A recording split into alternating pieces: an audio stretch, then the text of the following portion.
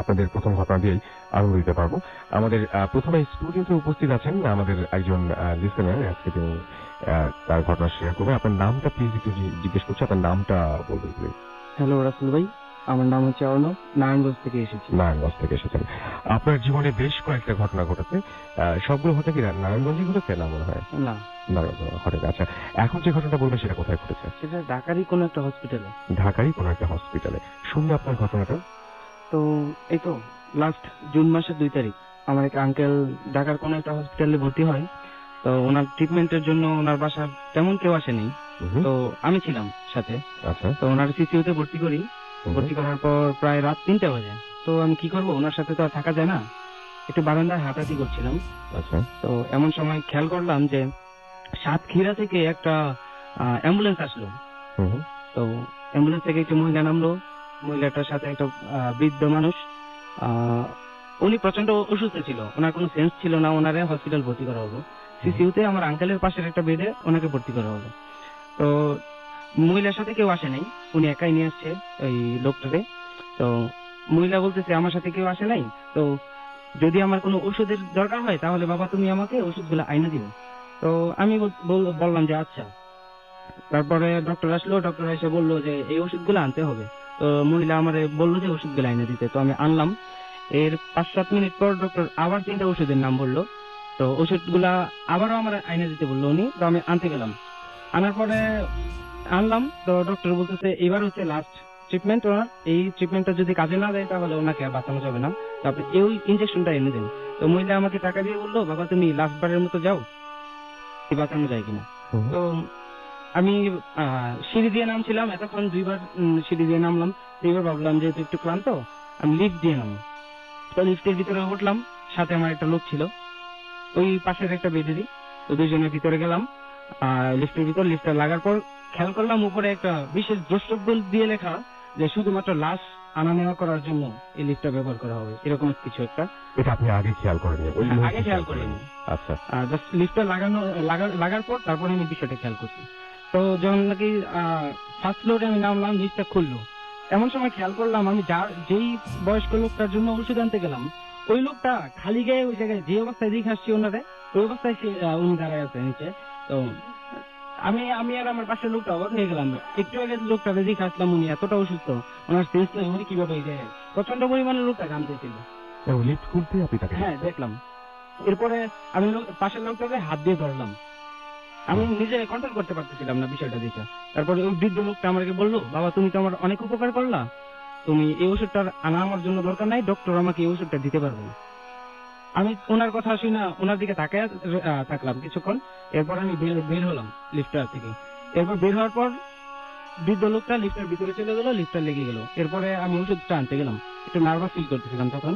তো ওষুধটা আনার পর প্রচন্ড গতিতে আমি উপরে উঠলাম ওষুধটা নিয়ে যাওয়ার জন্য। ওষুধটা নিয়ে যেতে দেখি ডক্টর ওনার মুখটা সাদা কাপড় দিয়ে ঢেকে দিল, মানে উনি মারা গেছে। মহিলাটা প্রচন্ড কান্নাকাটি করতেছে। তো 1 ঘন্টা পরে যখন নাকি পরিবেশটা একটু নর্মাল হলো, আমি মহিলাটাকে জিজ্ঞাসা করলাম আচ্ছা আন্টি, আমি যখন নাকি নিচে নামলাম তখন কি আঙ্কেল কি নিচে নামছিল? বাবা তুমি কি বলো এইসব, তুমি যখন নাকি বাইরে বেরোলা তখনই এই লোকটা মারা গেছে। তখনই মারা গেছে? তখনই মারা গেছে। তারপরে এই বিষয়টা আমি আর বুঝতে পারলাম না। পরের দিন আসলাম, আমাদের মসজিদের ইমামের সাথে বিষয়টা শেয়ার করলাম। আমাদের ইমাম সাহেব বললেন যে উনি নামাজি ছিলেন হয়তোবা, তুমি যেহেতু ওনার অনেক উপকার করছো, তোমার উপকারের মানে একটু কৃতজ্ঞতা স্বীকার করার জন্য তোমার সাথে আসছিল একটু দেখা করতে আর কি, ওনার আত্মাটা। এবং আপনি যখন দেখেছেন তখন ডেফিনেটলি মানে একদম ধরেই নেওয়া যায় যে ওই সময় যিনি যার জন্য ওষুধ আনতে যাচ্ছিলেন তিনি মারা গেছেন। হ্যাঁ মারা গেছেন, ততক্ষণে তিনি মারা গেছেন। হ্যাঁ। অনেক অন্যরকম একটা ঘটনা এবং আমি খুবই খুবই অবাক হয়েছে। আমি কয়েকবার আজকে এই ঘটনা শোনার সময় জিজ্ঞেস করেছি যে আপনি যা বলছেন এটা ঠিক বলছেন তো, এবং তিনি প্রত্যেকবার হ্যাঁ ঠিক বলছেন তো। এখন আরেকবার জিজ্ঞেস অবশ্যই অবশ্যই। তো এরকম অদ্ভুত ঘটনা মানে কতই অদ্ভুত ঘটনা ঘটে আমাদের চারপাশে। আপনার কাছে নিশ্চয়ই এরকম ঘটনা জানা আছে, আপনার সেই ঘটনাগুলো যদি জানা থাকে তাহলে অবশ্যই আমাদেরকে জানাবেন। হ্যালো ভাইয়া, আমি খুব সেন্সিটিভ একটা ঘটনা শেয়ার করতে চাই। আমার নাম বলতে চাই না, কিছু সমস্যা আছে। আমি চাই ঘটনাটা সবাইকে পড়ে শোনানো হোক। 2005-এর ঘটনা। মায়ের অমতেই বিয়ে করি একজনকে। বিয়ের 6 মাস পর ঘর ছাড়ি কাউকে কিছু না জানিয়ে। মা যোগাযোগ করার চেষ্টা করলেও আমি লজ্জায় আর ভয় মায়ের সাথে যোগাযোগ করি না। 2 মাস লুকিয়ে থাকি, কিন্তু আর পারিনি। তাই একসময় যোগাযোগ করি মায়ের সাথে। মা কিছুতেই মানতে চাননি এবং বলেছিলেন যেন আমি ফিরে যাই তার কাছে। খুব খারাপ একটা অবস্থায় পড়েছিলাম। একদিকে আমার সেই প্রিয় মানুষটা, অন্যদিকে জন্মদাত্রী মা। যাই হোক, মাকে অনেক বুঝিয়ে শান্ত করলাম এবং কিছুদিনের মধ্যেই দেশের বাইরে চলে গেলাম। প্রায় প্রতিদিনই ফোনে কথা হতো মায়ের সাথে। কথা কম, কান্নাই ছিল বেশি। মাকে রাগ করে বললাম, তুমি যদি এভাবে কান্নাকাটি করো আমি আর ফোন করবো না তোমাকে। আমি আসলেই ফোন দিলাম না কয়েকদিন। একদিন কেন যেন খুব কান্না পাচ্ছিল, দৌড়ে গিয়ে ফোন দিলাম মাকে। মা ফোন ধরল না। কয়েকবার চেষ্টার পর আমি ফোন দেই আমার কাজিনকে। ও জানালো মা হসপিটালে আছে। আগের দিন রাতে মায়ের অবস্থা খুব একটা ভালো ছিল না, তাই ভোরবেলায় ভর্তি করতে হয় হসপিটালে।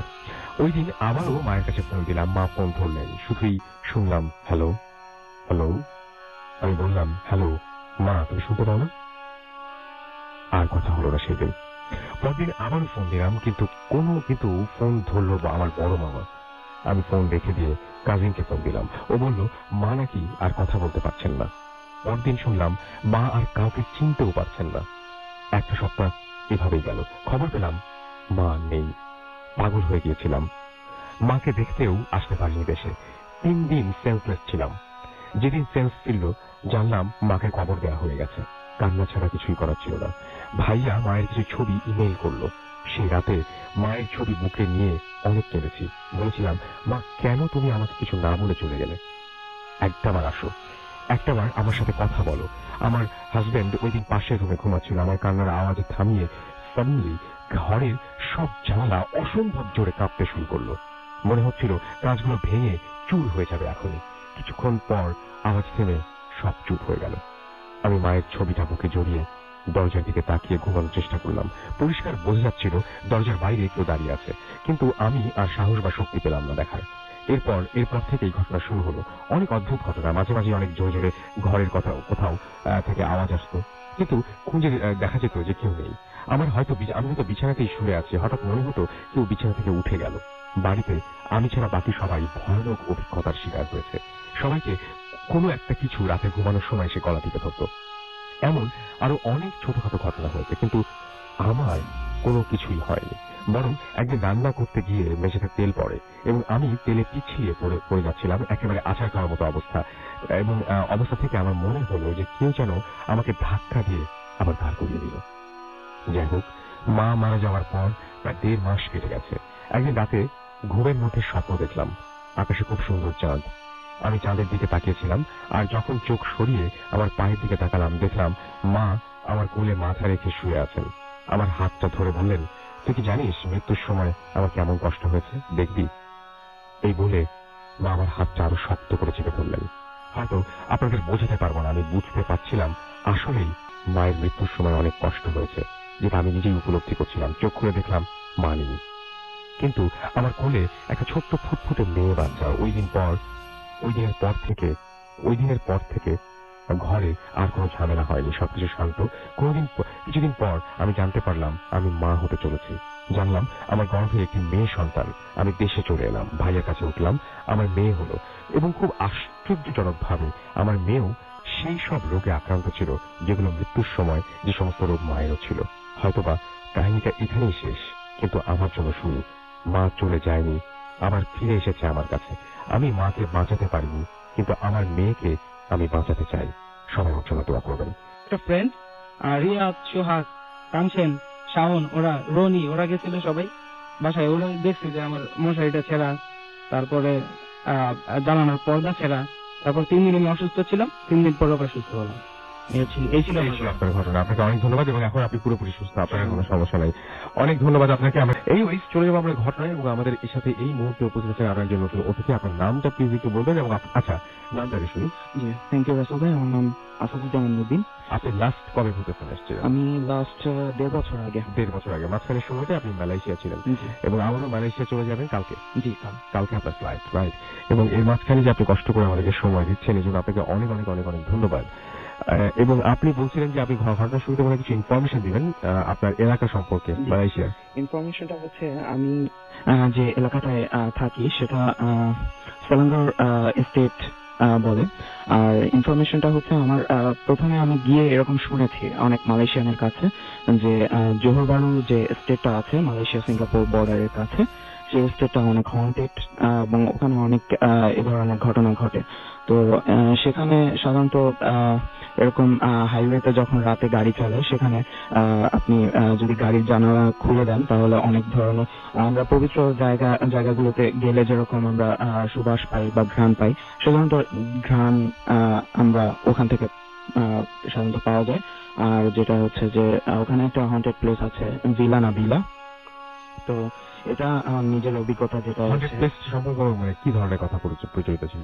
প্রচলিত হচ্ছে ওখানে কেউ রাতে থাকতে পারে না। আর হচ্ছে যে ওখানকার যে জানালাটা রাস্তার দিকে মুখ করা, সেই জানালাটা থেকে অনেকেই অনেক ধরনের অদ্ভুত ঘটনা দেখে যে বাড়িটাতে ঘটছে এটা, এবং এটা দিনের বেলাতেও দেখা যায়। এটা এরকম ইন্টারনেটে গিয়ে যদি ভিলা নাবিলা জোহর বারু এরকম কিছু টাইপ করে সার্চ করা হয় তাহলে অনেক ইনফরমেশন পাওয়া যাবে। তো যেটা হচ্ছে আমি নিজে যেটা দেখেছি সেটা হচ্ছে একটা চেহারা দেখা যায় জানালা থেকে, এবং সেটা চেহারাটা বিকৃত একটা চেহারা সেটা দেখা যায়। যাই হোক, এরকম অনেক হন্টেড ঘটনা মালয়েশিয়াতে ঘটে, এবং একটা বড় দেশ হিসেবে জনসংখ্যা কম হিসেবে অনেক ঘটনাই সেখানে ঘটে থাকে। তো যেটা হচ্ছে আমার ঘটনাটা হচ্ছে রিসেন্টলি ঘটে যাওয়া ঈদের আগে। আমি 27 তারিখে ওখানে ছিলাম।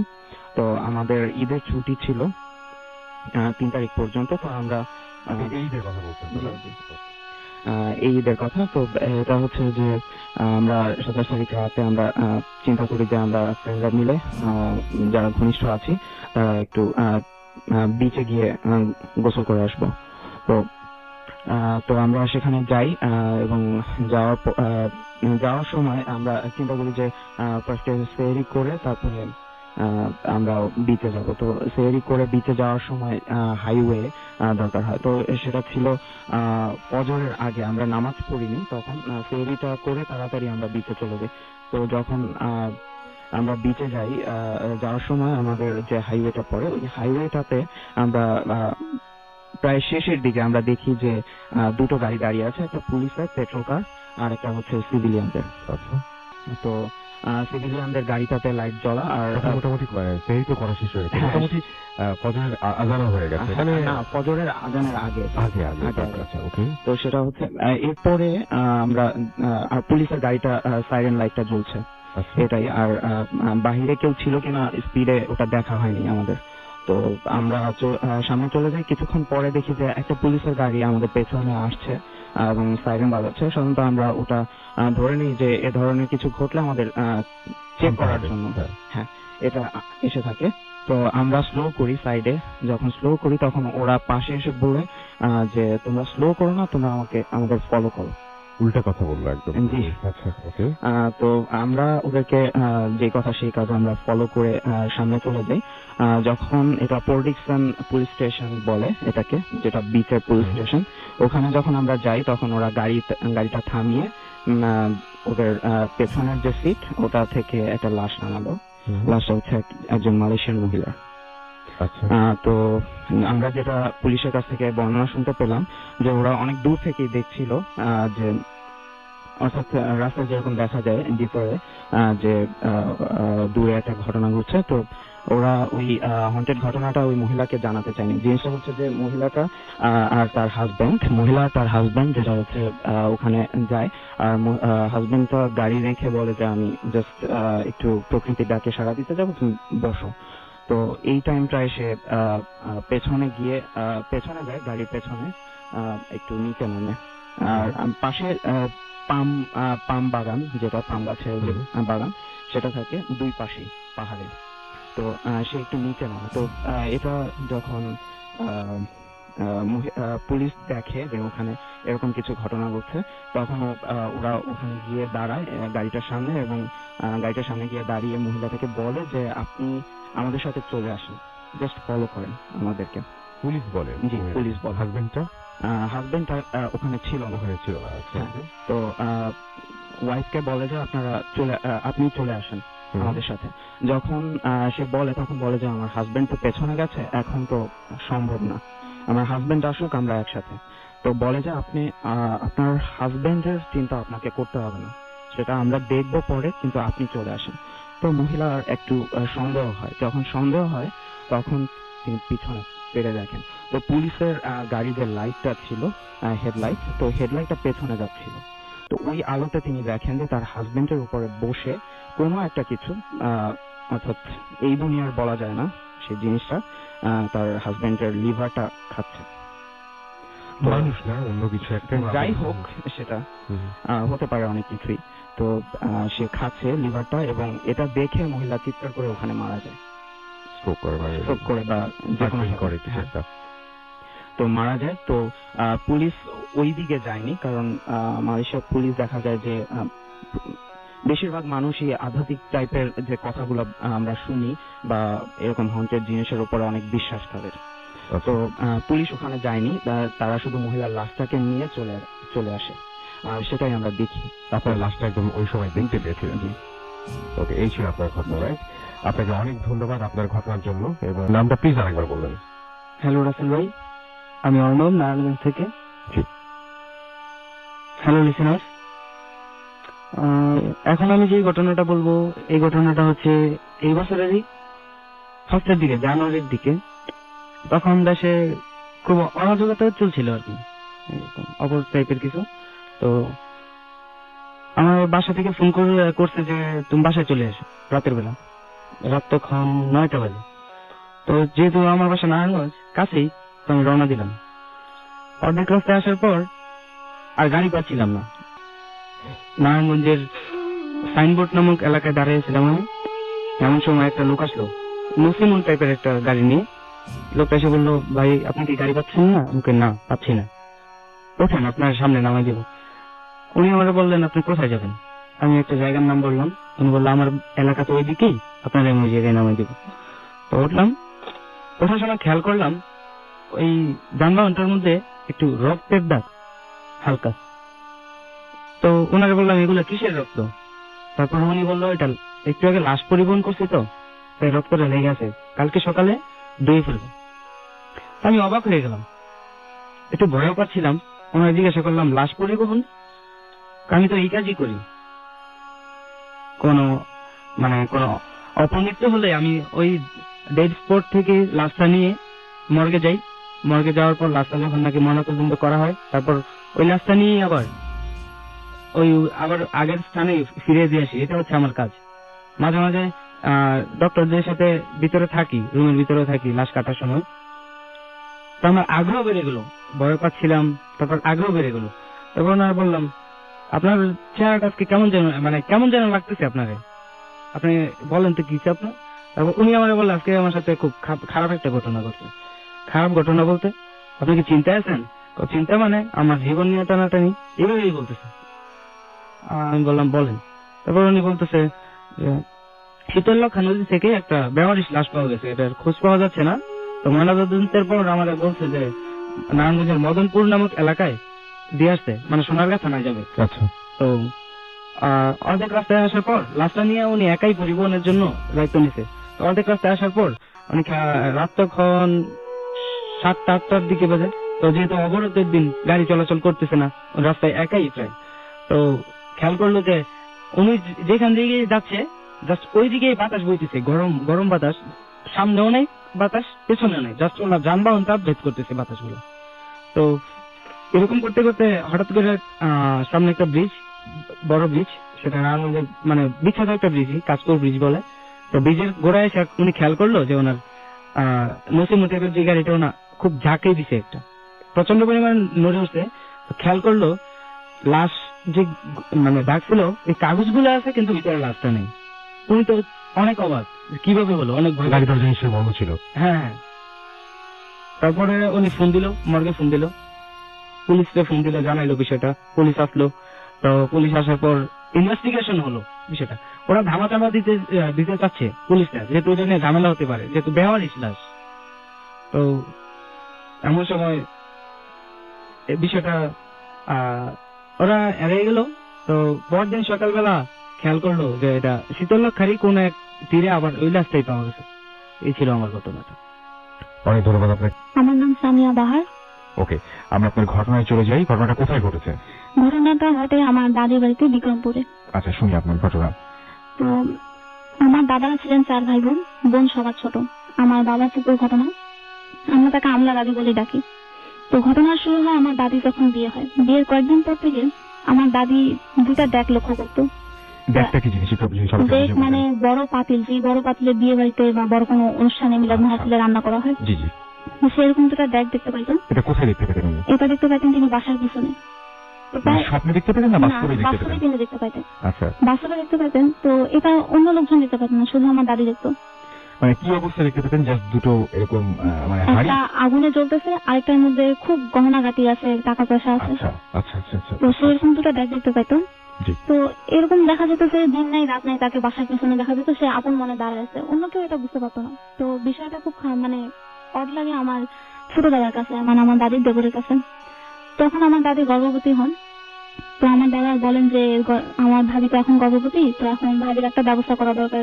ভাবির উপর কোনো খারাপ কিছু আকর্ষণ করতেছে, ভাবির উপর ভয় করতেছে, হয়তো কোনো ক্ষতি করে দিবেন। তো বাবু হওয়ার পর আমি এটার একটা ব্যবস্থা নিব। তো বাবু হওয়ার 3 দিন পর আমার ছোট দাদা একটা কবিরাজের কাছে যান। কবিরাজের বাসা যাওয়ার পর সব ঘটনা খুলে বললে কবিরাজ বলেন যে এই বিষয়টা তো আমার দ্বারা সম্ভব না, কিন্তু আমি যাই বিষয়টা দেখবো। কবিরাজকে বাসায় আনা হয়, কবিরাজের সামনে বাচ্চাটাকে দেওয়া হয়। তো কবিরাজ বাচ্চাটার হাতে 1 মিটার লম্বা একটা পাটকাঠি দেন ধরতে। তো পাটকাঠিটা ধরার পর বাচ্চাটার পাটকাঠি হাতে নিয়ে 3 দিনের বাচ্চা হেঁটে হেঁটে ঘরে চলে যায়। এটাকে দেখেছেন আপনাদের এলাকার সবাই? হ্যাঁ, এলাকার যারা যারা ছিল এটা আপনাদের আশেপাশে। পরিবারের ঘটনা, সুতরাং আপনাদের হ্যাঁ। পরিবারের সবাই এটা দেখেছেন? হ্যাঁ, আচ্ছা। তো পরিবারের সবাই এটা দেখে, তো অবাক হয় খুব যে 3 দিনের বাচ্চা হেঁটে চলে যাচ্ছে। তো এর 2 দিন পর বাচ্চাটা মারা যায়। তো আমার দাদির ওই নেশাটা কাটে না। দাদি তখন ওই বাসার পিছনে দেখা যায় দাদি এরকম আনমনা হয়ে দাঁড়ায় আছে। তো এরকম হইতে হইতে দাদি আবার গর্ভবতী হন, দাদির একটা মেয়ে হয়। এই 5 দিনের মাথায় এই মেয়েটা মারা যায়। তো এরপর একদিন রাতে আমার দাদা রাতের বেলা বের হন বাথরুমে যাওয়ার জন্য। তো তিনি বাসার পিছনে যান, বাসার পিছনে যাওয়ার পরে তিনি দেখেন যে একটা আগুনে পরিপূর্ণ একটা জ্বলতেছে, এরকম একটা দেখ আগুনে জ্বলতেছে। তো তিনি দেখে খুব উৎসুক দৃষ্টিতে কাছে যাওয়া, মানে বেশি দূর কাছে যেতে পারেন না, একটু দূরে থেকেই তিনি সেটা দেখে তার ওই তাপে তার সারা শরীর পুড়ে যায়। তো পুড়ে যাওয়ার পর তিনি সেখানে মারা যান। মারা যাওয়ার পর তার শরীর থেকে এত দুর্গন্ধ হয় যে তার লাশ হয়তো কেউ ধোয়াতে চায় না। তারপর অনেক কষ্ট করে লোকজনের হাতে পায়ে ধরে সেই লাশটাকে ধোয়ানো হয়। এরপর তার লাশ থেকে এত দুর্গন্ধ আসে যে মৌলভী সাহেব আসতে চান না যে তাকে জানাজা করে দেন। তারপর আমরা অনেক রিকোয়েস্ট করি, তবে আসে তারা। আসার পর এটা আপনারা পরিবারের সবাই মিলে জানাজাটা পড়েন? হ্যাঁ, এই মাত্র পরিবারের যে কয়েকজন ছিল 5-7 জন, তারাই মিলে শুধু জানাজাটা হয়, বেশি লোকজন আসে না। এরপর আমার দাদি গর্ভবতী ছিলেন। তো এর কয়েকদিন পর যখন আমার ছোট দাদা দেখলেন যে না সমস্যাটা বাড়তেছে, এর আগে 2টা বাচ্চা মারা গেল, আমার দাদা মারা গেল, তো কি করা যায়।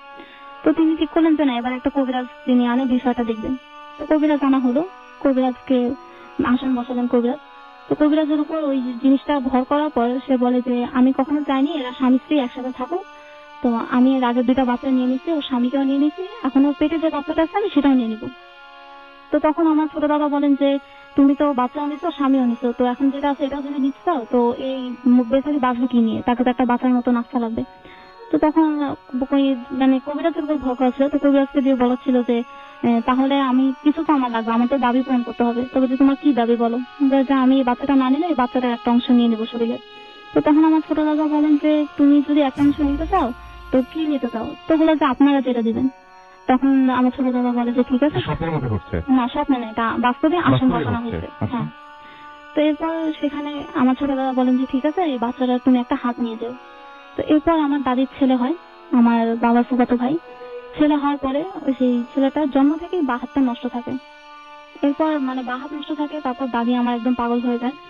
তো দাদিকে মানে আমরা যখন যাই দাদিকে আমরা দেখি যে দিনের বেলা তিনি সহজে ঘর থেকে বের হন না, অথচ যখন রাত হয়ে যায় রাতের অন্ধকারে এই সন্ধ্যার পর সে উঠানে ঘোরাফেরা করতেছে, একা একা কথা বলতেছে, সব মানে মানুষের সাথে তার খুব একটা মেলামেশা নেই, সে একা একাই কথা বলে রাতের বেলা ঘোরাঘুরি করে। আর আমার কাকার যে হাতটা নষ্ট ছিল সে হাতের চিকিৎসার জন্য আমরা বাসা থেকে অনেকজন ট্রাই করে যে এর কোনো চিকিৎসা আছে কিনা, কিন্তু কোনো ডাক্তারের চিকিৎসা দিতে পারেনি। জন্মের থেকেই এরকম? হ্যাঁ, জন্ম থেকে। এবং আপনার সেই আপনার চাচা হচ্ছেন, জি। উনি এখনো বেঁচে আছেন? হ্যাঁ, এখনো বেঁচে উনি আছেন। এখনো বেঁচে আছেন। এবং তার আপনাকে এটুকু বলতে পারবেন যে আপনি তার জন্মের মোটামুটি কতদিন আগে এই আসনটা বা যেটা বললেন যে এটা তার বসানো হয়েছিল? জন্মের এই 2-3 মাস আগে। 2-3 মাস আগে, হ্যাঁ। এবং তখন যে ইনফরমেশনটা তারা পেয়েছিলেন সেটাই সত্যি হয়েছে। জি। আচ্ছা, মানে যেটা বলেছিলেন যে এটা বাম হাতের কথা কি বলেছিলেন? না, বাম হাতে না, শুধু বলছিলেন যে একটা হাত নিয়ে যাবে। একটা হাত উল্লেখ করে দেননি, ডান হাত না বাম হাত এটা উল্লেখ করেননি, এবং তারপরে দেখা গেল যে বাম হাতটা তার অকেজো। হ্যাঁ। আচ্ছা, ওকে, খুবই অদ্ভুত ঘটনা, কিন্তু এটা তো আপনাদের পরিবারের একদম পরিবারের ঘটনা, পারিবারিক ঘটনা, সুতরাং এটা কারো কাছ থেকে শোনা না, না। আপনাদের পরিবারের ঘটনা। Thank you very much. আমরা চলে যাবো আমাদের আরো একজন অতিথির কাছে, এবং এটা উনি আমাদের চতুর্থ অতিথি। আপনার নামটা প্লিজ একটু বলবেন। জি, ধন্যবাদ হাসান ভাই। আমার নাম মুক্তাদির। জি, আপনি কোথা থেকে এসেছেন যদি বলতেন? আমি এসেছি গুলশান 1 নম্বর থেকে। জি, প্লিজ আপনার ঘটনাটা একটু শোনান। জি, আমি ঘটনাটি এটা কি গুলশান একের ঘটনা না অন্য কোথাও কোনো না, জায়গায়? এটা আমার হোম ডিস্ট্রিক্ট নাটোর, জি। সিংড়া থানা, জি জি। গ্রামের নাম হচ্ছে চৌগ্রাম। ঘটনাটা আমার হোম ডিস্ট্রিক্ট, আমার বাড়িতে, আচ্ছা আমাদের নিজের বাড়িতে ঘটনা। আচ্ছা, তো আমি ঘটনাটা যাওয়ার আগে আমি আমার বাড়ির একটু বর্ণনাটা দিতে চাচ্ছি। প্লিজ। আমাদের বাড়িটা বেসিক্যালি মাটির দোতলা আছে, এবং এটা কিছুটা এল আকৃতির, এবং বাড়ির সামনে বেশ খোলামেলা একটা জায়গা আছে, তার পাশে একটা পুকুর আছে, এবং পিছনে আপনার ধান ক্ষেত আছে, এবং আপনার রাজশাহী বগুড়া মহাসড়ক, যেটা মেন রোড, হাইওয়ে রোড, সে রোডটা আছে। আমার দাদু আমাদের গ্রামের প্রথম হাজি ছিলেন, অনেক আগে হজ করেছিলেন। তো আমার দাদু অনেক আগে থেকেই উনি বেশ দান করতেন মানুষদেরকে, যারা গরিব মানুষ ছিল আশেপাশে, অনেকে এই দানগুলো নিতে আসতেন। তো একদিন তখন আমি ক্লাস 6-7 পড়ি। তো আমি স্কুল থেকে বাসায় চলে আসি, স্কুল ছুটি হয়েছে 4টায়। বাসায় চলে আসার পরে জামা কাপড় খুলে আমি বাড়ির সামনে খেলতেছিলাম সবার সঙ্গে। তো আমাদের বাড়ির সামনে দাঁড়ালে আসলে আশেপাশে অনেক মহল্লায় যারা যাচ্ছে, লোকজন যাচ্ছে, এটা দেখা যায়, বেশ খোলামেলা যেহেতু। তো আমি খেলতেছি, তখন একটা লোক দেখলাম আমাদের বাড়িতে আসলো। তখন বাড়িতে বেসিক্যালি কেউ ছিল না। টাইমটা ছিল আপনার আসর থেকে মাগরিবের ঠিক মাঝখানে, যে টাইমটা মাগরিবের ওয়াক্তের আগে। তো ওর লোকটা একটু বয়স্ক, 60 ইয়ার্স হবে এরকম। তো দেখলাম, আসার পরে খোঁজ করলেন, আমার আম্মু বের হলেন। তো আম্মুকে জিজ্ঞেস করলেন যে হাজি সাহেব কি বাড়িতে আছেন? তো আম্মু বললেন যে উনি তো বাড়ি নেই, আব্বা তো বাড়িতে নেই, উনি তো বাজারে। আর তখন বেসিক্যালি গ্রামে ওই টাইমটাতে বেসিক্যালি পুরুষ মানুষ বাড়িতে থাকেন না বেসিক্যালি। আর এটা তখন আপনার এন্টারটেইনমেন্ট, বিনোদনের জন্য টেলিভিশন বা এরকম কিছু ছিল না, ম্যাক্সিমাম পুরুষ মানুষের বাইরে সময় কাটাতো। এবং আমাদের বাড়ির বাস স্ট্যান্ডে যে ডিস্টেন্স ছিল সেটা 10 মিনিটস আমাদের বাড়ি থেকে। তো দেখলাম যে, বললো যে কি ব্যাপার, আমাকে বলেন, আব্বা তো বাড়িতে নেই। তো উনি বললেন যে না, আমার হাজি সাহেবকে একটু দরকার, তো ওনাকে একটু ডাকেন। তো দেখলাম যে বেশ তাদের মধ্যে অনেকক্ষণ কথোপকথন হচ্ছে। তো এটা দেখে আমি একটু সামনে এগিয়ে যাই। তো গিয়েই দেখি আম্মার সঙ্গে এই কথাগুলো হচ্ছে। তো আম্মা আমাকে বললেন যে তোমার দাদুকে একটু দেখে নিয়ে আসো। তো আমি বাজারে গিয়ে দাদুকে দেখে নিয়ে আসি। তো আসার পরে দাদু সালাম দিলেন, যে বললেন যে বাবাজি, আমি তো আপনাকে চিনলাম না। তো বল, আপনি আমাকে চিনবেন না, বাট আমি আপনাকে চিনি। তো কি ব্যাপারে আসছেন?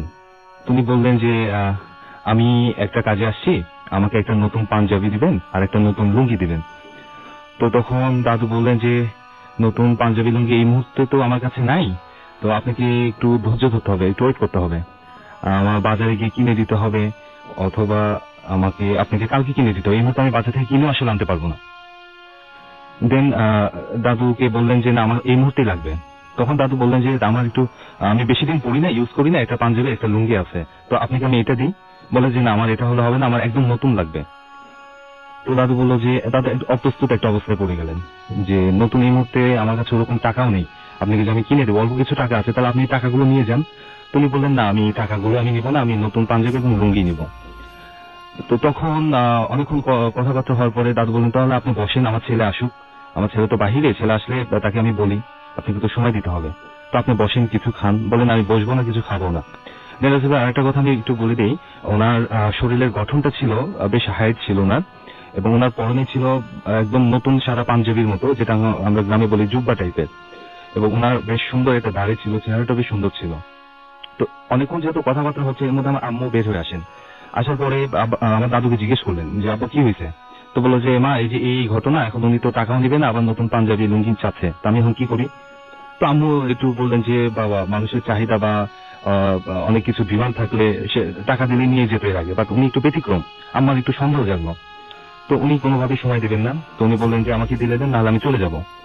এমন অবস্থায় আমার বড় ভাইয়া চলে আসে বাড়িতে। তো আসার পরে আপনার উনি চলে যেতে যাচ্ছেন। তো দাদু অনেকে বললেন যে আপনি বসেন, ওয়েট করেন। তো বললেন আমি এখনই চলে যাব। তো তারপরে উনি রওনা দিলেন। তো দাদু বললেন যে এটা কেমন হলো, আপনি তো বসলেন না, আমি কিছু দিতেও পারলাম না, আপনি এভাবে চলে যাচ্ছেন, তো আপনি আরেকদিন আসেন। বলে আর আসতে পারবো কিনা যায় না, তবে আজকে আমি আসি।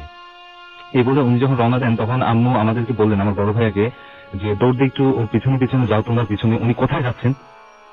তো আমিও সঙ্গে গেলাম আমার বড় ভাইয়ের সঙ্গে। তো উনি যখন রওনা দিলেন, হাঁটা শুরু করলেন, আমরা ওনার পিছু পিছু আমরা ছুটলাম।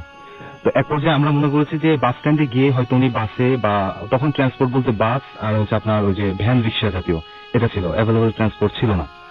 10-15 মিনিট পর একটা বাস আসতো। তো আমরা ধারণা করেছি যে উনি বাস স্ট্যান্ডে গিয়ে বাসে উঠবে অথবা কোনো কিছু ট্রান্সপোর্ট একটা নিয়ে নেবে।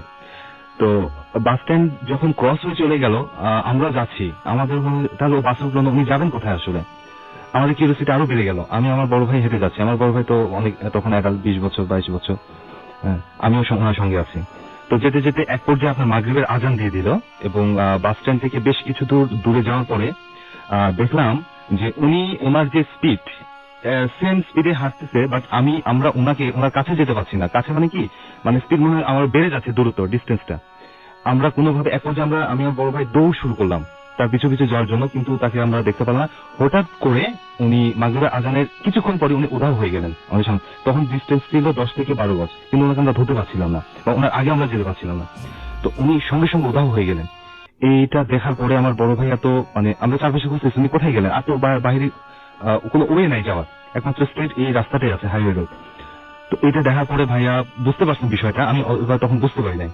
তখন ভাইয়া বলো এখান থেকে আরো জোরে দৌড় দিয়ে তাড়াতাড়ি বাসাতে চলো। আমি বললাম কেন, কি হয়েছে? বলে তুমি বাসাতে চলো। দৌড় দিয়ে তখন বড় ভাইয়ের সঙ্গে বাসাতে চলে আসার পরে বড় ভাইয়া চোখ টোক পুরো লাল হয়ে গেছে, মানে পুরো একটা কেমন জানি তার চেহারাটা হয়ে গেছে। আমরা জিজ্ঞেস করতেছি যে কি হয়েছে, তো তখন বলে আমার বড় ভাই বলতে পারতেছিল না। তখন আমাকে জিজ্ঞেস করে কি হয়েছিল, আমি বললাম কি হলো, আমি তো কিছু বুঝলাম না। বড় ভাই বললো জোরে দৌড় দিতে, আমি দৌড় দিয়ে আসলাম। তো তারপরে বড় ভাই পানি টানি খাওয়ার পরে, তাকে একটু ইয়ে করার পরে বড় ভাইয়া বললো যে এই হয়েছে, আমি গেলাম, সে উধাও হয়ে গেছে। তারপরে দাদু জিজ্ঞেস করলো। এখানে আরেকটা কথা বলে দিয়েছিল ভাই, আমার দাদুর পূর্বপুরুষরা পীর বংশের ছিলেন, তো ওনারা কিছু কিছু জিনিস গেস করতে পারতেন। তো এই ঘটনাটা দাদু পরে বলতেন যে দাদুর কাছে মাঝে মাঝেই এই জাতীয় ভালো কিছু আসতো দাদুর কাছে। আমার এখানে একটা প্রশ্ন, সেটা হচ্ছে যে এই যে ভদ্রলোক যিনি এসেছিলেন, তিনি যে নতুন কাপড় না পেয়ে চলে গেলেন, এইটার জন্য খারাপ কিছু পরবর্তীতে কি ঘটেছিল, নেগেটিভ কোনো কিছু, যে ওই যে কাপড়টা সেদিন তাকে দেওয়া সম্ভব না, নতুন কাপড়, তার জন্য যে আপনাদের কোনো মানে কি বলবো, নেগেটিভ কোনো কিছুর সম্মুখীন হতে হয়েছিল কিনা, বা এটার কোনো প্রভাব পড়েছিল কিনা? হ্যাঁ রাসেল ভাই, আমি এটা একটু বলতে চাচ্ছিলাম। তো দাদু আমাদের কাছে পরে আমাদেরকে ব্রিফ করলো, বলেছে যে আমাদের বাড়িতে খুব ভালো একটা কিছু আছে, যারা সবসময় আমাদেরকে প্রোটেক্ট করতেছে স্টিল এখনো।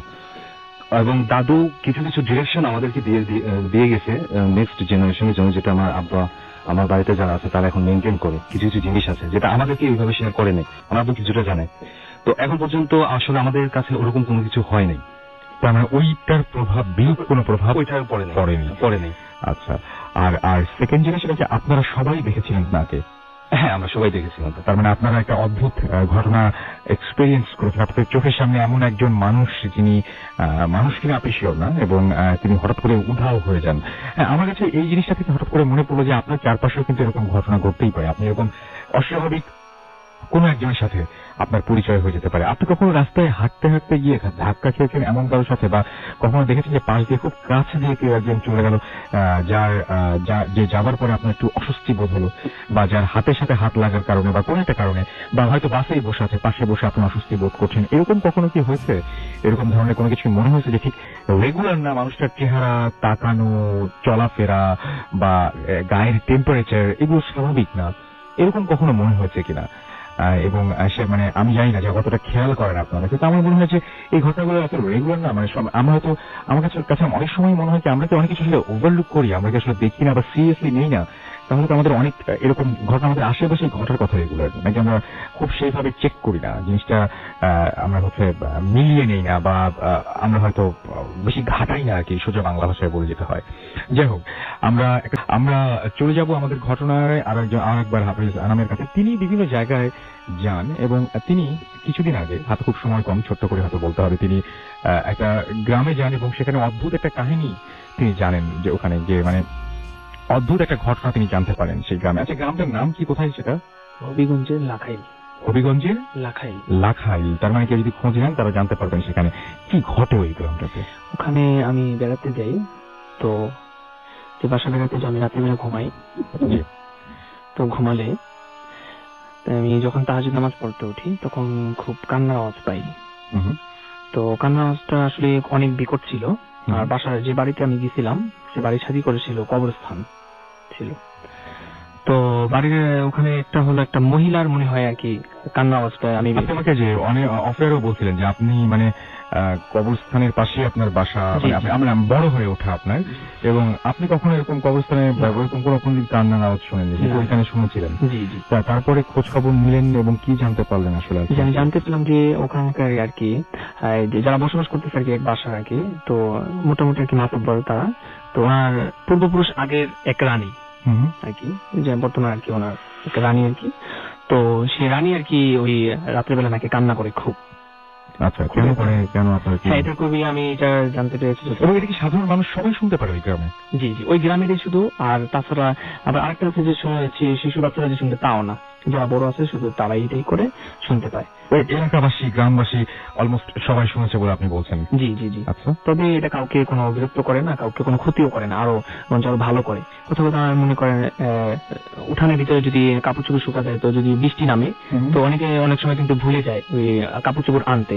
তো দেখা গেল কি কে যেন আর কি ঘরের ভিতরে ওই কাপড় চোপড় গুলো দিয়ে যায়, এবং গ্রামবাসী মনে করেন যেটা উনিই করছেন। জি উনিই করছেন। আচ্ছা, মহিলাদের নিয়ে একটা কথা বলছেন জি আপনি। জি, আরেকটা কথা হলো কি পুরুষরা অনেক সময় দেখা যায় মহিলাদের উপর অত্যাচারও করে, হুম। কিন্তু ওই গ্রামে ওই জায়গাটায় আর কি লাখাই ওই জায়গাটার ভিতরে আর কি মনে করেন কোন পুরুষ আর কি মহিলাদের উপর অত্যাচার করতে পারে না। তাহলে ওই যে রানীর কথা বলছিলাম আর কি, 3 পুরুষ আগে যিনি মারা যায়, হুম। তো উনি বাধা দেয় ওনার কারণে। কেন বাধা দেন? কেন বাধা সেটা দেয় আপনি কি জানতে এই পেরেছেন? কারণ ওনার উপরে ওনার যে হাজবেন্ড ছিল ওনাকে খুবই অত্যাচার করে। তো ওনার একটা ওনাকে প্রতিজ্ঞা যে আমাকে অত্যাচার করে মেরেছে, আমার উপর অনেক অত্যাচার করেছে, তো আমি এখানে থাকতে আমার এই গ্রামে আমার এই জায়গার ভিতরে আর কোনো মা বোনদেরকে এরকম কোনো অত্যাচারের মুখে হতে হবে। এটা ওই হবিগঞ্জের সবাই জানেন এই ব্যাপারটা? সবাই জানি কিনা আমি সেটা জানি না, তবে ওখানকার সবাই এটা জানে। মানে আপনার ওই কি যেন গ্রামটার নাম আরেকবার বলেন? লাখাইল। লাখাইল। এবং এটা আচ্ছা, কান্নার আওয়াজটা আসলে শুরু হয় কখন? এটা আপনার রাতে নাকি দিনেও শুনতে পারে? না না না, দিনের বেলা না, এই তাহাজ্জুদের টাইমে আর কি, বলতে আপনি 2টা থেকে 3টা এই টাইমে এরকম সময় শুনতে পারে। জি। এবং আপনি নিজেও শুনতে পেয়েছেন? জি জি, আমি নিজেও শুনতে পেয়েছি, তো আমি জিজ্ঞেস করছি। আচ্ছা এই। আচ্ছা, এবং এটা হচ্ছে আপনি যেটা বলছেন যে ছোট কাচ্চাদের চাইতে বড়রা, মানে ছোট বাচ্চারা শুনতে পায় না, আপনি তাই না বলছেন? না, জি বড়রা শুনতে পায়। জি। অনেক ধন্যবাদ আপনাকে। আসসালামু আলাইকুম রাসেল ভাই, আশা করি আল্লাহর রহমতে ভালো আছেন। আমি তানভীর আহমেদ, সিএসই ফার্স্ট ইয়ারের ছাত্র। আমি পুরান ঢাকায় থাকি। ঘটনাটি আমার পক্ষে স্টুডিওতে এসে বলা সম্ভব না। আমি ভূত এফএমের নিয়মিত শ্রোতা। আমার ঘটনাটি ভূত এফএমের জন্য সিলেক্ট করা হলে খুশি হব। এই ঘটনাটি অনেক পুরনো, স্বাধীনতা যুদ্ধের সময়কালে ঘটে যাওয়া ঘটনা। পুরান ঢাকার মিল ব্রেক ফরিদাবাদের ঘটনা। এই এলাকায় একজন খুব পরহেজগার মুরব্বীর মৃত্যু হয়। উনি তার জীবনকালে অনেক জিন পালন করতেন। এখানে একটি কথা বলে রাখা ভালো, তিনি তার মৃত্যুর আগে তার পরিবারকে বলে গিয়েছিলেন যে তার মৃত্যুর পর তার লাশের যেন কিছু করা না হয়। সময় হলে লোক আসবেন এবং তারাই লাশের দাফন কাফন করবেন, এবং তারা বাসায় আসলে তাদের যেন মেহমানের মতন সম্মান করা হয়।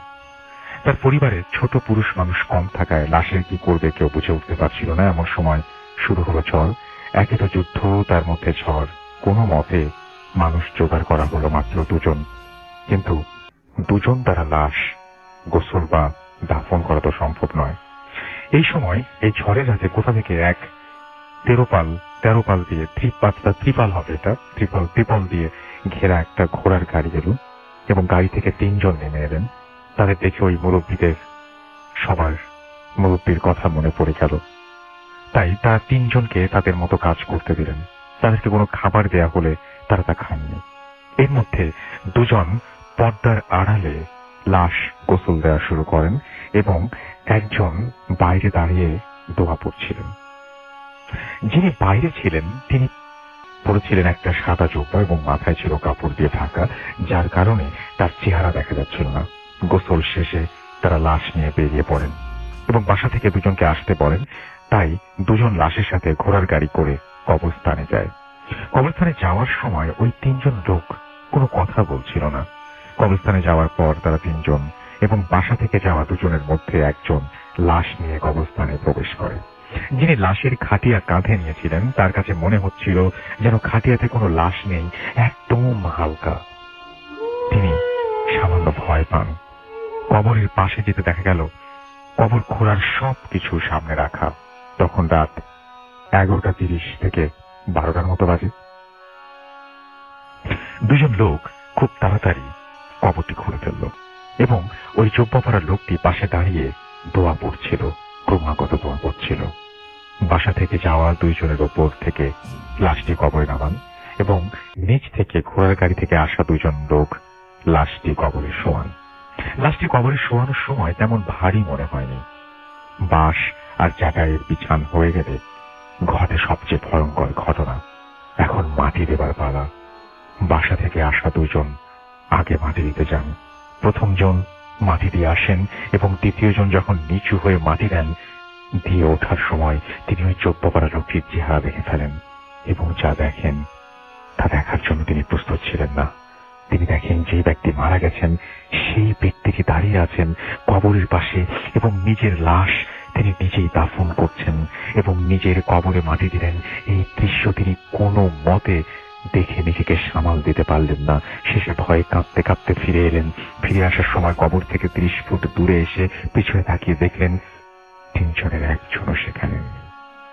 কবরস্থান থেকে বাইরে এসে তারা ঘোড়ার গাড়িটিও আর দেখতে পাননি।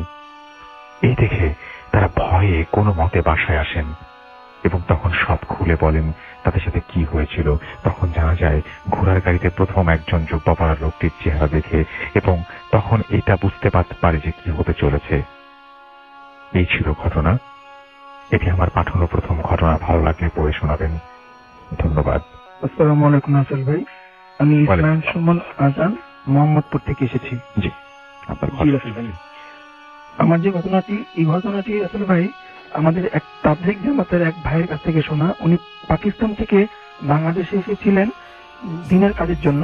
তখন ওনার সাথে আমার মসজিদে পরিচয় হয় এবং সেখান থেকে কথার প্রসঙ্গে তখন যে এই ঘটনাটি শোনা।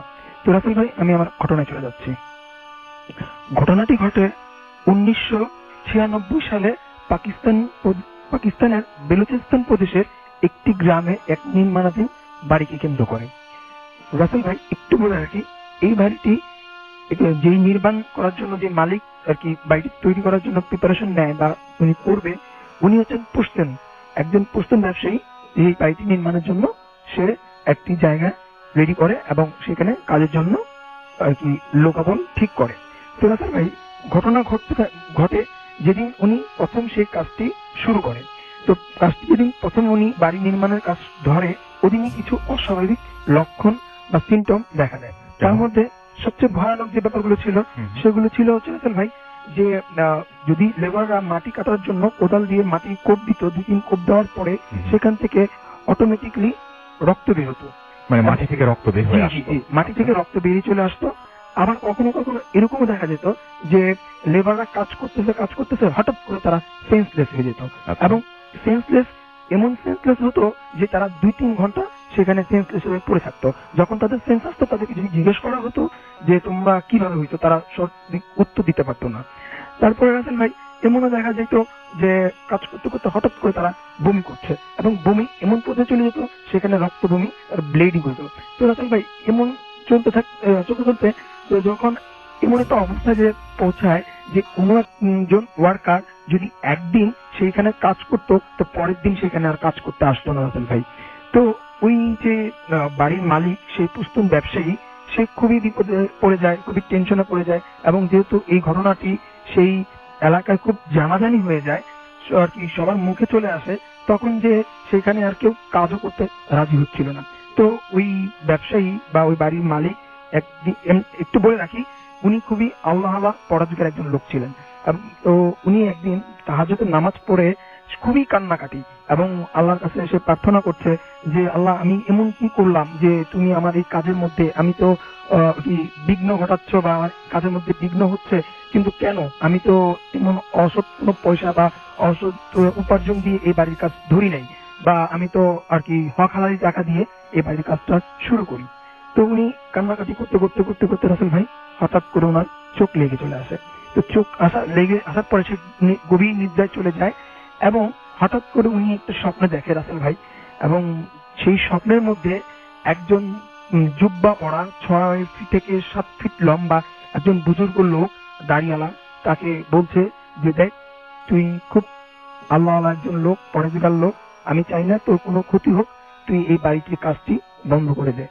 আর যদি তুই বাড়িটির কাজ বন্ধ না করিস তাহলে তোর বিশাল ধরনের একটা ক্ষতি হয়ে যাবে।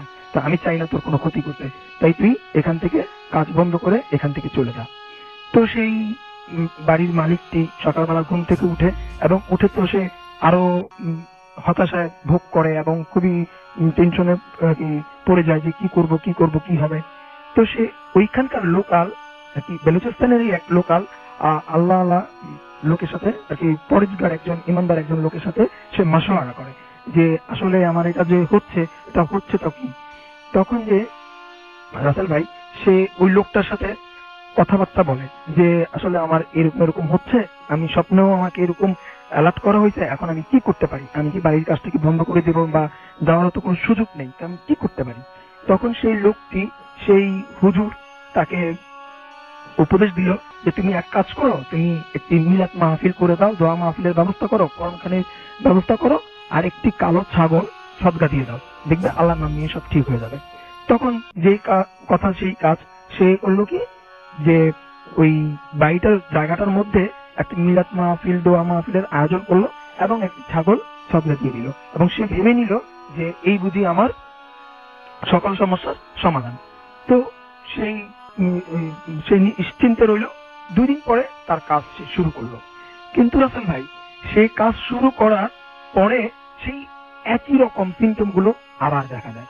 এই একই ভাবে সেই মাটি কাটলে রক্ত বের হচ্ছে, বা লেবাররা অজ্ঞান হয়ে যাচ্ছে, সেন্সলেস হয়ে যাচ্ছে, বা সেই রক্ত বমি করছে। তো এরকম করতে করতে রাসেল ভাই বিষয়টা এমন আকারে দাঁড়ায় যে 1 কান 2 কান, যেহেতু গ্রামের ব্যাপার, গ্রামে একটা জিনিস কখনোই হাইট থাকে না, তো 1 কান 2 কান সবার কাছে ব্যাপারটা ছড়িয়ে পড়ে। তো ছড়িয়ে পড়ার পরে যেই সমস্যাটা হয় যে কোনো একটা ওয়ার্কার সে পায় না কাজ করার জন্য। তো কোনো লেবার বা কোনো ওয়ার্কার না পাওয়ার কারণে সেই পুস্তন ব্যবসায়ী, যে বাড়ির মালিকটি, সে তার বাড়ির কাজ অফ করতে, মানে বন্ধ করতে, সাময়িকভাবে বন্ধ করতে সে বাধ্য হয়। তো সেই কাজটি বন্ধ করে দেয়, এবং বন্ধ করে দিয়ে সে তার এলাকা পুস্তনে চলে যায়। তো 3 মাস পর রাসেল ভাই সে করে কি, তার এলাকা থেকে 11 জন লেবার এবং 2 জন ইঞ্জিনিয়ার সহ মোট 13 জন সাথে করে নিয়ে সে পুনরায় সেই বেলুচিস্তানে চলে আসে, তার সেই নির্মাণাধীন বাড়ির কাজে চলে আসে এবং মনোনিবেশ করে। তো একটা পর্যায়ে হয় কি যে এই লোকগুলো যেহেতু অনেক দূর থেকে আসছিল, তো তাদের থাকা খাওয়ার ব্যবস্থা কিন্তু ওই মালিককেই করতে হবে। তো সে করলো কি, 2টা অস্থায়ী শেড, 2টা রুম, অর্থাৎ সেই জায়গাটির পাশে, নির্মাণাধীন বাড়িটির 2 পাশে 2টি রুম করে দিল। একটা রুমে সেই লেবারদের জন্য ব্যবস্থা করলো, আরেকটা রুমে সেই 2 জন ইঞ্জিনিয়ারের জন্য ব্যবস্থা করলো। এখানে একটু বলে রাখি যে 2 জন ইঞ্জিনিয়ার উনি নিয়ে আসছিল, তাদের একজনের নাম হচ্ছে সামাদ এবং একজনের নাম হচ্ছে ইয়াসিন। তারা 2 জনই ছিল বয়সে খুব তরুণ, এবং তারা মডার্ন সায়েন্সে বিশ্বাসী। তারা এই প্যারানর্মাল ব্যাপারগুলো একদমই বিশ্বাস করতে চাইতো না। সে এখানে আসার পরও, শোনার পরেও সে কিন্তু এগুলো বিশ্বাস করে। তারা 2জন কিন্তু বিশ্বাস করেনি, তারা বলতে না এগুলো কোনো ব্যাপার না, এগুলা এরকম প্যারানর্মাল বিষয়, এগুলো কোনো বিষয় না। তো যা হয়, এই 2 জন ইঞ্জিনিয়ারের মধ্যে যে সামাদ নামে যে ইঞ্জিনিয়ার ছিল, সে ছিল খুবই পরেজগার, 5 ওয়াক্ত নামাজ পড়তো, আল্লাহ দিনদার কামেলদার মানুষ, সে খুবই আর কি নামাজি মানুষ ছিল। তো রাসেল ভাই তারা আস্তে আস্তে আস্তে এই প্রবলেমের মধ্যে কাজ শুরু করে। তো শুরু করার পরে যখন এই প্রকট আকারে ধারণা আর কি, এই সমস্যাগুলো প্রকট আকারে দেখা দেয়, তখন যে সেইখানকার সেই লেবাররা পর্যন্ত কাজ করতে অসম্মতি জানায়, তারা সেই কাজ আর করবে না বলে সাফ জানিয়ে দেয়। কিন্তু ওই 2 জন ইঞ্জিনিয়ার করে কি, তাদেরকে বিভিন্ন রকম ভয়ভীতি দেখায়, যে বলে যে তোমরা কন্ট্রাক্টে আছো, তোমরা সাইন করছো, তোমরা এখান থেকে যেতে পারবে না, তোমাদের টাকা দেওয়া হবে না, বা তোমাদের সমস্যা হবে, ভয়ভীতি প্রদর্শন করে সেই 2 জন ইঞ্জিনিয়ার ওই লেবারদেরকে দিয়ে এই সমস্যাগুলোর মধ্যে তাদের কাজ এগিয়ে নেয়।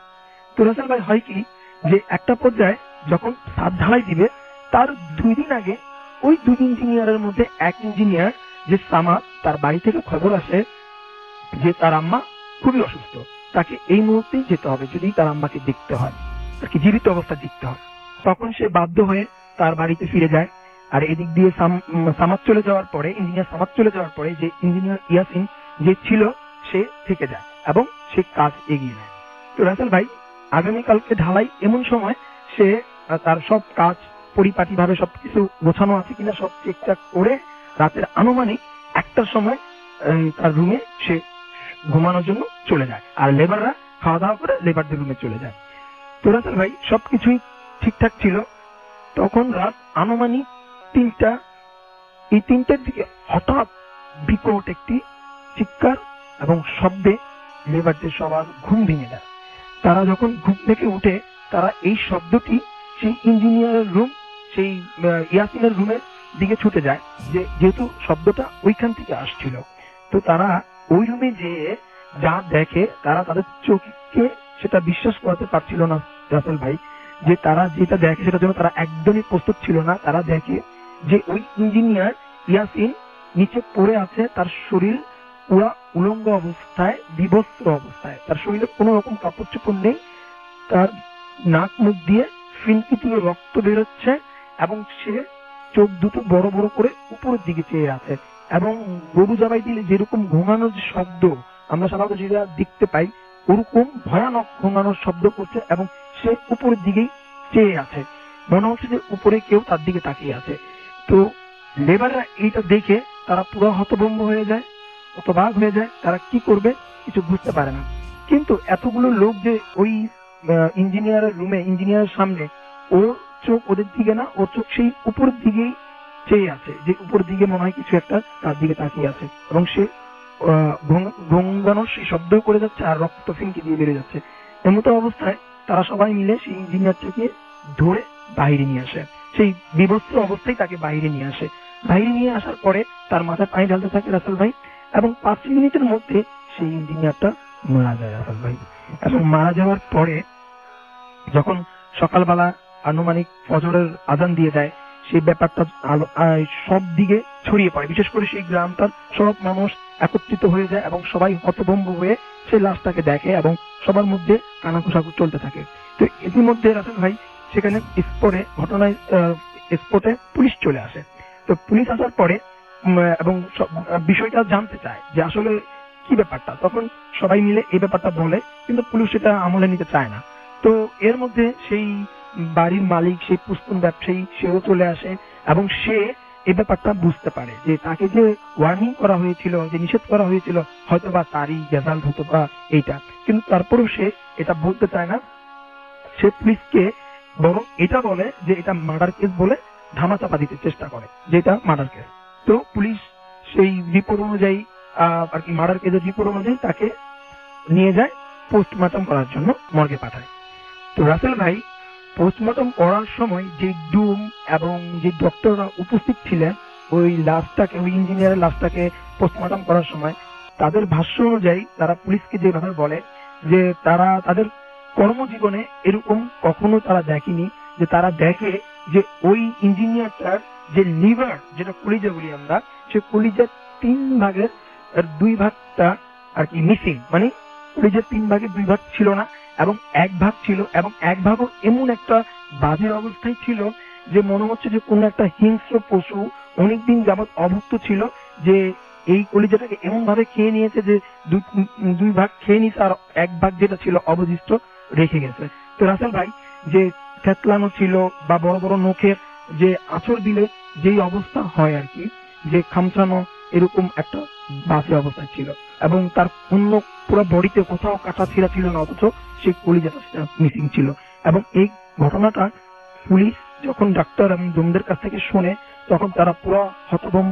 আরেকটা রুমে সেই 2 জন ইঞ্জিনিয়ারের জন্য ব্যবস্থা করলো। এখানে একটু বলে রাখি যে 2 জন ইঞ্জিনিয়ার উনি নিয়ে আসছিল, তাদের একজনের নাম হচ্ছে সামাদ এবং একজনের নাম হচ্ছে ইয়াসিন। তারা 2 জনই ছিল বয়সে খুব তরুণ এবং তারা মডার্ন সায়েন্সে বিশ্বাসী। তারা এই প্যারানর্মাল ব্যাপারগুলো একদমই বিশ্বাস করতে চাইতো না। সে এখানে আসার পরও, শোনার পরেও সে কিন্তু এগুলো বিশ্বাস করে, তারা দুজন কিন্তু বিশ্বাস করেনি। তারা বলতেছে না এগুলো কোনো ব্যাপার না, ওগুলা এরকম প্যারানর্মাল বিষয়, এগুলো কোনো বিষয় না। তো যা হয়, এই দুজন ইঞ্জিনিয়ারের মধ্যে যে সামাদ নামে যে ইঞ্জিনিয়ার ছিল, সে ছিল খুবই পরেজগার, 5 ওয়াক্ত নামাজ পড়তো, আল্লাহ দিনদার কামেন্দার মানুষ, সে খুবই আর কি নামাজি মানুষ ছিল। তো রাসেল ভাই তারা আস্তে আস্তে আস্তে এই প্রবলেমের মধ্যে কাজ শুরু করে। তো শুরু করার পরে যখন এই প্রকট আকারে ধারণা আর কি এই সমস্যাগুলো প্রকট আকারে দেখা দেয়, তখন যে সেইখানকার সেই লেবাররা পর্যন্ত কাজ করতে অসম্মতি জানায়, তারা সেই কাজ আর করবে না বলে সাফ জানিয়ে দেয়। কিন্তু ওই দুইজন ইঞ্জিনিয়ার করে কি, তাদেরকে বিভিন্ন রকম ভয়ভীতি দেখায়, যে বলে যে তোমরা কন্ট্রাক্টে আছো, তোমরা সাইন করছো, তোমরা এখান থেকে যেতে পারবে না, তোমাদের টাকা দেওয়া হবে না, বা তোমাদের সমস্যা হবে, ভয়ভীতি প্রদর্শন করে সেই দুজন ইঞ্জিনিয়ার ওই লেবারদেরকে দিয়ে এই সমস্যাগুলোর মধ্যে তাদের কাজ এগিয়ে নেয়। তো রাসেল ভাই হয় কি, যে একটা পর্যায়ে যখন ছাদ ঢালাই দিবে, তার 2 দিন আগে ওই 2 ইঞ্জিনিয়ারের মধ্যে এক ইঞ্জিনিয়ার যে সামাদ, তার বাড়ি থেকে খবর আসে যে তার আম্মা খুবই অসুস্থ, তাকে এই মুহূর্তেই যেতে হবে যদি তার আম্মাকে দেখতে হয়, আর কি জীবিত অবস্থা দেখতে হয়। তখন সে বাধ্য হয়ে তার বাড়িতে ফিরে যায়। আর এদিক দিয়ে সামাদ চলে যাওয়ার পরে, ইঞ্জিনিয়ার সামাদ চলে যাওয়ার পরে যে ইঞ্জিনিয়ার ইয়াসিন যে ছিল, সে থেকে যায় এবং সে কাজ এগিয়ে নেয়। তো রাসেল ভাই আগামীকালকে ঢালাই, এমন সময় সে তার সব কাজ পরিপাটি ভাবে সবকিছু গোছানো আছে কিনা সব ঠিকঠাক করে রাতের আনুমানিক 1টার সময় তার রুমে সে ঘুমানোর জন্য চলে যায়, আর লেবাররা খাওয়া দাওয়া করে লেবারদের রুমে চলে যায়। তো রাসেল ভাই সবকিছুই ঠিকঠাক ছিল।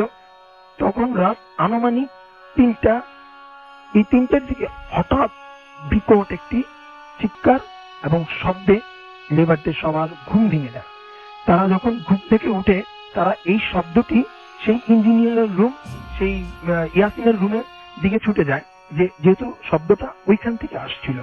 তো তারা ওই রুমে যেয়ে যা দেখে, তারা তাদের চোখকে সেটা বিশ্বাস করতে পারছিল না রাসেল ভাই, যে তারা যেটা দেখে সেটার জন্য তারা একদমই প্রস্তুত ছিল না। তারা দেখে যে ওই ইঞ্জিনিয়ার ইয়াসিন নিচে পড়ে আছে, তার শরীর পুরা উলঙ্গ অবস্থায়, বিবস্ত্র অবস্থায়, তার শরীরে কোনো রকম কাপড় চোপড় নেই, তার নাক মুখ দিয়ে ফিনকি দিয়ে রক্ত বেরোচ্ছে, এবং সে চোখ দুটো বড় বড় করে উপরের দিকে চেয়ে আছে, এবং গরু জবাই দিলে যেরকম ঘুমানোর যে শব্দ আমরা সাধারণত যেটা দেখতে পাই, ওরকম ভয়ানক ঘুমানোর শব্দ করছে, এবং সে উপরের দিকেই চেয়ে আছে, মনে হচ্ছে যে উপরে কেউ তার দিকে তাকিয়ে আছে।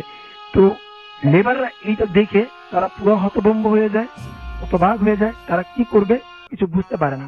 কিন্তু এতগুলো লোক যে ওই ইঞ্জিনিয়ারের রুমে, ইঞ্জিনিয়ারের সামনে, ওর চোখ ওদের দিকে না, ওর চোখ সেই উপরের দিকেই চেয়ে আছে, যে উপরের দিকে মনে হয় কিছু একটা তার দিকে তাকিয়ে আছে, এবং সে গঙ্গানোর সেই শব্দ করে যাচ্ছে, আর রক্ত ফিনকি দিয়ে বেড়ে যাচ্ছে। এমতো অবস্থায় তারা সবাই মিলে সেই ইঞ্জিনিয়ারটাকে ধরে বাইরে নিয়ে আসে, সেই বিবস্ত্র অবস্থায় তাকে বাইরে নিয়ে আসে।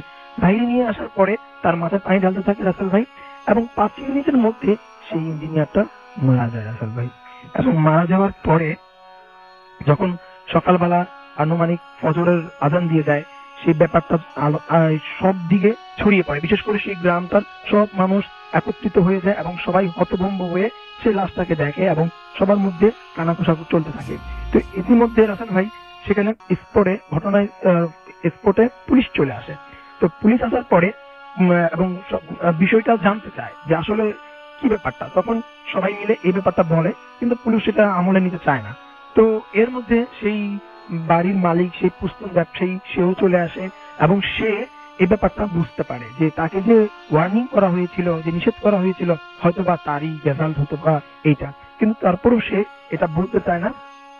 সে পুলিশকে বরং এটা বলে যে এটা মার্ডার কেস বলে ধামাচাপা দিতে চেষ্টা করে, যেটা মার্ডার কেস। তো পুলিশ সেই রিপোর্ট অনুযায়ী আর কি, মার্ডার কেসের রিপোর্ট অনুযায়ী তাকে নিয়ে যায় পোস্টমর্টম করার জন্য, মর্গে পাঠায়। তো রাসেল ভাই পোস্টমর্টম করার সময় যে ডুম এবং যে ডক্টররা উপস্থিত ছিলেন ওই লাশটাকে, ওই ইঞ্জিনিয়ারের লাশটাকে পোস্টমর্টম করার সময়, তাদের ভাষ্য অনুযায়ী তারা পুলিশকে যে কথা বলে যে তারা তাদের কর্মজীবনে এরকম কখনো তারা দেখেনি, যে তারা দেখে যে ওই ইঞ্জিনিয়ারটার যে লিভার, যেটা কলিজা বলি আমরা, সে কলিজার 3 ভাগের 2 ভাগটা আর কি মিসিং, মানে কলিজার 3 ভাগের 2 ভাগ ছিল না, এবং 1 ভাগ ছিল, এবং 1 ভাগও এমন একটা বাজে অবস্থায় ছিল, যে মনে হচ্ছে যে কোন একটা হিংস্র পশু অনেকদিন যাবৎ অভুক্ত ছিল, যে এই কলিজাটাকে এমন ভাবে খেয়ে নিয়েছে যে দুই ভাগ খেয়ে নিয়েছে আর এক ভাগ যেটা ছিল অবশিষ্ট রেখে গেছে। তো রাসেল ভাই, যে চেতলানো ছিল বা বড় বড় নখের যে আছর দিলে যেই অবস্থা হয় আর কি, যে খামচানো, এরকম একটা বাজে অবস্থায় ছিল, এবং তার অন্য পুরো বডিতে কোথাও কাটা ছিঁড়া ছিল না, অথচ সে কলিজাটা মিসিং ছিল। এবং এই ঘটনাটা পুলিশ যখন ডাক্তার এবং জমিদের কাছ থেকে শোনে, তখন তারা পুরো হতভম্ব হয়ে যায়, হতবাক হয়ে যায়, এবং তারা সেই ঘটনার স্পটে চলে যায় এবং তারা ইনকোয়ারি করতে থাকে যে আসলে বিষয়টা কি। তখনকার ওইখানকার যারা লেবার ছিল, তারা এই প্যারানরমাল বিষয়গুলো তাদের সাথে যে এতদিন যাবৎ ঘটছে সেই ব্যাপারগুলো তারা সব খুলে বলে, এবং হ্যাঁ, পুলিশদের কাছে খুলে বলে বিষয়টা, এবং গ্রামের মানুষরাও সেম একই কথা বলে যে এরকম এরকম। তখন যে মালিক বাধ্য হয় যে তাকে যে স্বপ্নে যে ব্যাপারটা দেখানো হয়েছে সেটা, এবং এতদিন যাবৎ যে ব্যাপারগুলো একটার পর একটা চলে আসছে, সেই ব্যাপারটা A to Z পুলিশকে তারা বলে, এবং পুলিশ সেই ব্যাপারটা জেনে এটাকে, এই বাড়িটাকে, কাজটাকে একদম বন্ধ করে দেয়, বাড়িটাকে সিলগালা করে দেয়। এবং এই ব্যাপারটা সেই পুরো বালুচিস্তান প্রদেশে খুব ছড়িয়ে পড়ে, এবং এই ব্যাপারটা এখনো অনেক মানুষ জানে, এবং এটা খুবই আর কি জনবহুল একটা ঘটনা ঘটেছিল রাসেল ভাই। এই ছিল আমার ঘটনা। যে আপনি আরো বলতে চান, কি বলেন? যে এই ঘটনাটা যেই ভাই শেয়ার করছে, শাহনেওয়াজ ভাই, এবং উনি এই ঘটনাটা আমাকে বলছে যে শেয়ার করতে, কিন্তু যেন এই ব্যাপারটা সম্পর্কে যতটুকু ঘটেছে তাই যতটুকু বলা হয়, যেন কিছু আর কি কম বেশ বাড়িয়ে না বলা হয়, তাতে নাকি কোনো রকম সমস্যা হতে পারে। আপনার সমস্যা হতে পারে। জি। ওকে ওকে, থ্যাংক ইউ। আমরা চলে যাব আমাদের পরবর্তী অতিথির কাছে। আপনার নামটা প্লিজ একটু বলবেন, তারপরে আপনার ঘটনায় যাব আমরা। আসসালামু আলাইকুম লিসেনার্স, একটু কাছ থেকে বলতে হবে। আমি নাজিব, আদমজিতে ক্লাস 9 পড়ছি, এসেছি মিরপুর সরপাড়া থেকে। জি। তো আমি আমার ডাইরেক্ট আমার ঘটনা চলে যাচ্ছি। এই ঘটনাটা আমি আমার একটা আপুর কাছ থেকে কালেক্ট করেছি। আপুর আম্মু অর্থাৎ আন্টি মামার সাথে ঘটনাটা ঘটেছিল। ঘটনাটা অ্যাপ্রক্সিমেটলি 1940 থেকে 1950 এর মাঝামাঝি একটা সময়ে হয়েছে। ঘটনাটা একটা জমিদার বাড়িকে কেন্দ্র করে। তো জমিদার বাড়ির সামনে একটা মাঠ ছিল, মানে বিশাল বড় একটা মাঠ ছিল, যেখানে কিনা জমিদার বাড়ি জানেন আপনি হয়তো অনেক বড় হয়ে থাকে, সামনে সবকিছু মানে সবকিছু মিলে জমিদার বাড়িটা। তো সামনে যে মাঠটা ছিল, ওই মাঠটাতে মানে ওই এলাকার যে মানুষজন তারা তাদের গরু ছাগল এগুলো মানে চড়াতে ঘাস খাওয়াতে নিয়ে আসতো, সকালবেলা সন্ধ্যার দিকে নিয়ে যেত, সবকিছু স্বাভাবিকই ছিল। তো একদিন তারা তাদের গরুগুলাকে সেই মাঠে ছেড়ে যায় ঘাস খাওয়ানোর জন্য, কেউ বেঁধে যায়। তো তারা যখন মানে রেগুলারলি মানে যেমনি তারা নিয়ে যায়, সেরকম সন্ধ্যাবেলা তারা আসে গরুগুলাকে নিয়ে যেতে। তো তারা যখন গরুগুলাকে নিতে আসে, তারা এসে মানে অস্বাভাবিক একটা ঘটনা দেখে, সবগুলা গরু স্ট্রেট সবগুলা গরু মরে পড়ে আছে। তো তারা তো জিনিস মানে তারা সব হয়ে যায়, সবগুলা গরু একসাথে কিভাবে মরে যায়। তো তারা একটু কাছে যায় মানে গরুগুলাকে দেখতে, কাছে গিয়ে তো তারা আরো সব গরুগুলা মরেছে ঠিক আছে, বাট তাদের ঘাড়গুলা পুরো উল্টা দিয়ে ঘোরানো ছিল, প্রত্যেকটা গরুর ঘাড় উল্টা দিয়ে ঘোরানো, মনে হয় তাদেরকে কেউ ঘাড় মোটকে মেরেছে এরকম একটা। কিন্তু তাদের মাথায় তখনও প্যারানর্মাল কিছু মানে চিন্তা ভাবনা আসে নাই, কারণ যেহেতু তারা জমিদার বাড়ির মানে অংশ, তারা মনে করতে পারে যে সেই জমিদারের সাথে কিন্তু অনেক মানে এলাকা অনেকের অনেক শত্রুতা থাকতেই পারে, মানে তাদের মধ্যে হয়তো কেউ করেছে, বাট তারা জিনিসটা প্যারানর্মাল কোনো কিছু মনে করেনি তখন। তো এভাবে চলতে থাকে। তো মাঝখানে কিছু প্রবলেম হয় না, তারপরে কিছুদিন পরে আবার ঠিক সেম ঘটনা হয়। তারা সকালবেলা গরুগুলাকে দেখে যায়, সন্ধ্যাবেলা এসে দেখে ঠিক আগের কয়েকদিনের আগের মতো গরুগুলা ঘাট ঠিক পিছনের দিকে ঘুরে গরুগুলা স্ট্রেট সবগুলা গরু মরে পড়ে আছে। তারা জিনিসটা এবার একটু উইয়ার্ড লাগে তাদের কাছে, বাট তবু তারা ঠিক আগে যেভাবে চিন্তা ভাবনা করেছিল এবারও ঠিক সেভাবে চিন্তা ভাবনা করে।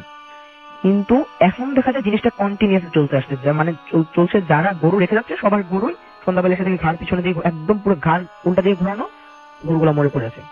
তো তারা এবার জিনিসটা মানে সিরিয়াসলি নেয়, তারা মনে করে না এটা কোনো মানুষের পক্ষে সম্ভব না, প্রতিদিন এতগুলো গরুকে ঘাড় পিছনে দিয়ে ঘুরিয়ে মারা মানে কোনোভাবে পসিবল না। তো তারা এবার মানে যেহেতু জমিদার মানুষ, তারা অনেকের চেনা জানা আছে, তো একটা হুজুরের শরণাপন্ন হয়, হুজুরকে সবকিছু খুলে বলা হয়। তো হুজুর বলে যে আচ্ছা ঠিক আছে আমি দেখছি জিনিসটা। তো একদিন হুজুরকে মানে হুজুরের প্রসিজার করার জন্য যেসব ইনস্ট্রুমেন্ট দরকার সব নিয়ে হুজুর আসে। হুজুর আসে ঠিকই, বাট হুজুর যখন সেই জমিদার বাড়ির সীমানাটা ক্রস করে, হুজুর মানে সীমানাটা ক্রস করে হুজুর দাঁড়িয়ে যায়। হুজুর দাঁড়িয়ে ওখানে বলে যে না এটা আমার পক্ষে সম্ভব না, মানে এটা আমার পক্ষে কোনোভাবেই পসিবল না, জিনিসটা প্রচুর হার্মফুল, আমি এটা কিচ্ছু করতে পারবো না। আমি আপনাদেরকে জাস্ট একটা হেল্প করতে পারি, আমি আপনাদেরকে আরেকটা হুজুরের নাম বলতে পারি, আপনারা চাইলে ওনার কাছে সাহায্য চেয়ে দেখতে পারেন। পরে যেহেতু উনি ফেল, তো ওনারা ওই যে হুজুরের নাম বলা হয়েছে মানে তার শরণাপন্ন হন, মানে বলে যে আমরা এই হুজুরের রেফারেন্স দিয়ে আপনার কাছে এসেছি। ওকে, থ্যাংক ইউ।